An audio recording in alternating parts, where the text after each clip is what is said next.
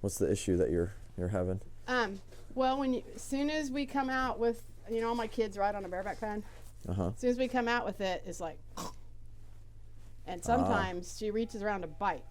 Oh, so she gets a little crabby, and then she'll think about biting when you're cinching it up, or even just putting it on? Even just coming to her.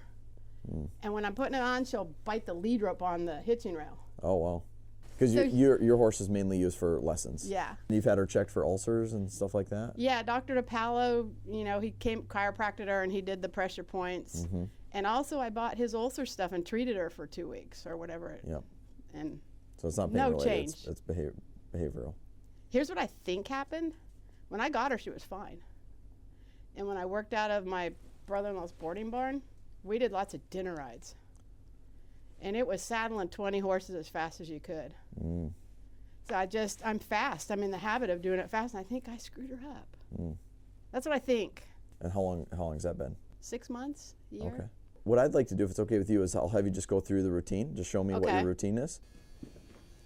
And I've learned, just walk up slow.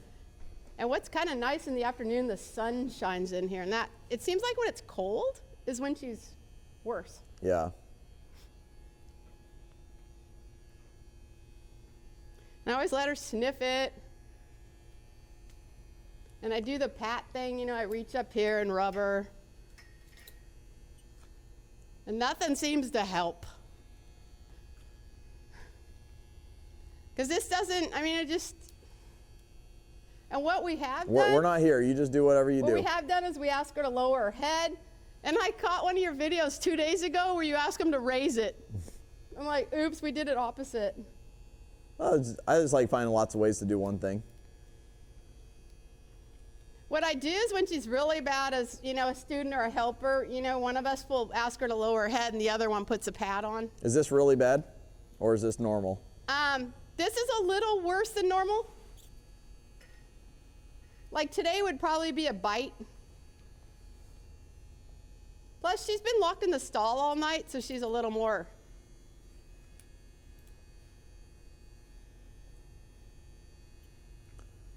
And usually, the students are coming and I just kind of give up and throw it on and go for it, and I know that's where I'm wrong. See, and usually about here, then I would just go ahead. She lowered her head. And I get excited when something like that happens. Does it get worse as you put the cinch, tighten the cinch, or is it the placement that mostly is? Just all of it. Then she flung her head because when she reaches around to me, I'm blocking her from biting me. Yeah. And this is the sweetest horse ever. So it's just like, it's just weird that she has this.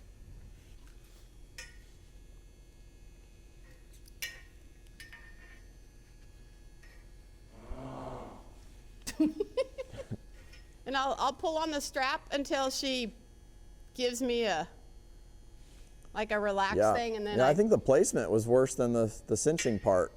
Yeah. Which also is kind of indicates that it's really more about the pad coming on more than like ulcers, because if it was fine until you get to the cinching part, that's when it's like, oh, maybe that they're sensitive there.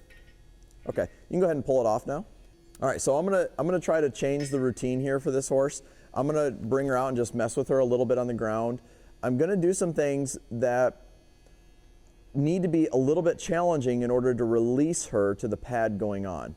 Okay, so I can't just walk around or circle her at a wall. It's got to be a little bit more energy to it so that she finds relief getting tacked up, which is right now she sees getting tacked up as the pressure, right?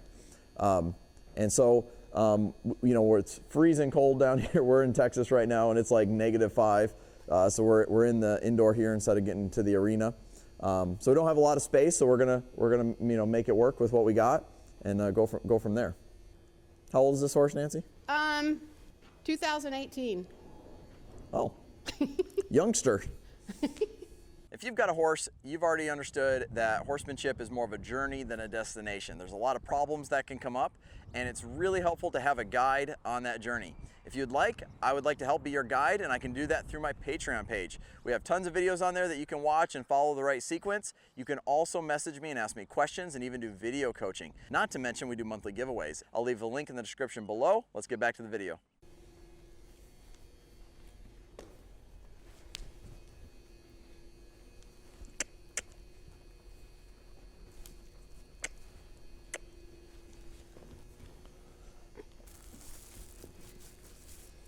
Okay, I'm going to take her over to the pad.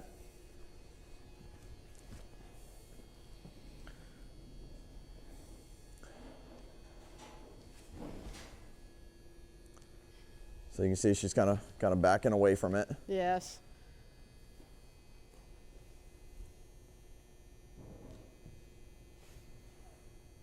There she took a breath, licked and chewed.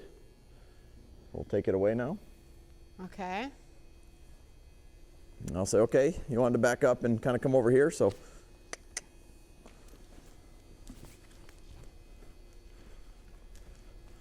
Again, we're going to do what I call a little hot lava over here. If we had a little more room, I'd probably put her on a bigger circle and maybe do some cantering, do some other things.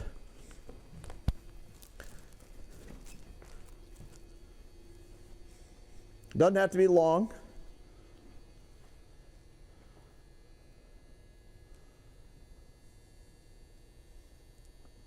Quicker lick and chew, a little less backing up there.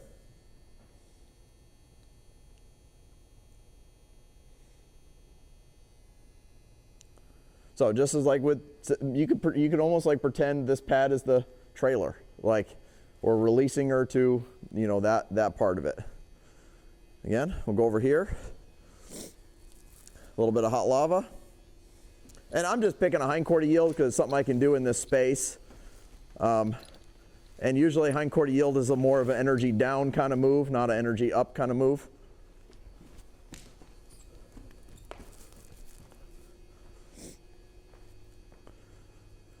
So I'm not trying to work her or tire her out or anything like that. Oh, she got a little curious. That's a little different response. And then I walked closer to her. She didn't back up.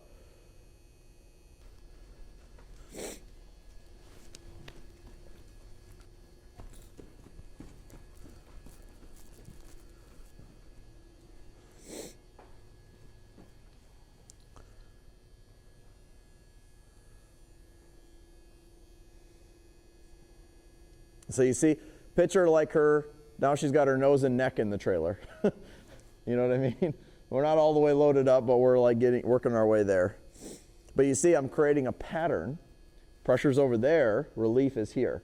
But the relief can only be here if there's pressure over there. And I mean, some people that don't ever want to put pressure on a horse and think that you don't ever need to, they might think about like, well, we'll put a cookie on the pad and we'll bring her over to the pad. And you could try that. We did that a lot. Oh, that's interesting, because most people some people when they watch my videos, they really want to think that you don't ever have to put pressure on a horse. It's just time, patience, cookies, and they're gonna get trained.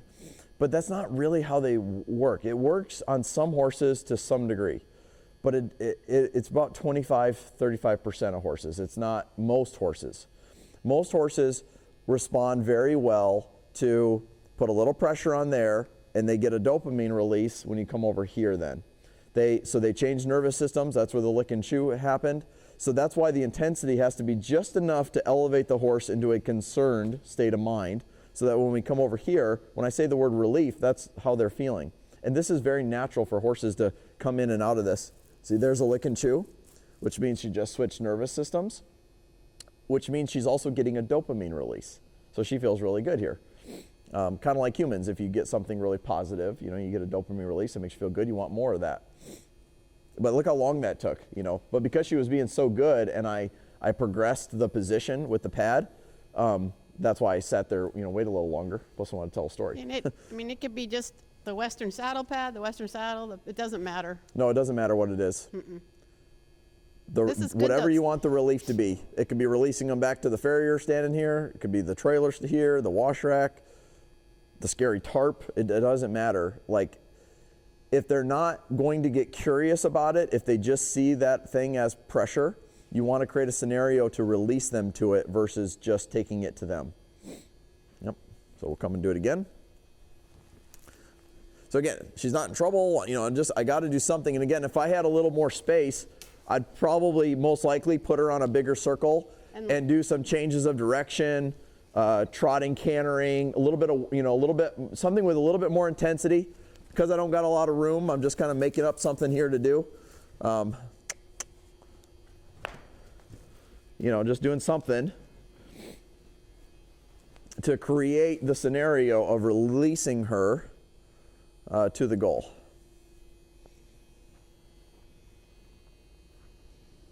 Ooh. She just took a breath with the pad on.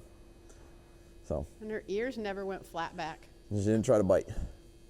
But I also didn't leave her tied. You know, I changed the scenario a little bit. That's also important. A lot of times if a horse creates a bad habit, like you have a order, you know, you tie her there, like consistently. So I changed the routine. That's put the pad over here. So just that geography change is helpful.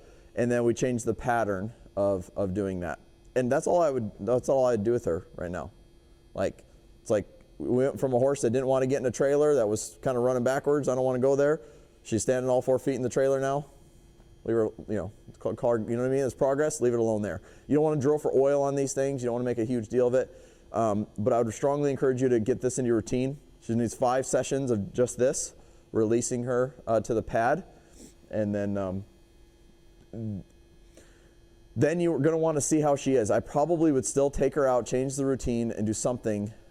Because she's been doing this for like 6 months, you probably need to do a little bit more than that, but you probably only need to maybe do it once instead of a full session on it. Session meaning doing it 5-6 times. You might just need to move her around a little bit, bring her to it, release her, check her out, see where she's at. If she wants to be crabby, then you're going to have to do a little more, but she's good to go. Does that sound good? Sounds wonderful. All right, so I'm going to have you give it a try now. And I probably would mix this up. Like today we're doing the hindquarter yield. Tomorrow you might do something else. You know, might side pass her down the stalls. Oh, okay. Put pressure, you know, but you got to put some pressure on her. Put some pressure on her. Change directions. Change directions. Hindquarters. Hindquarters. Now pad.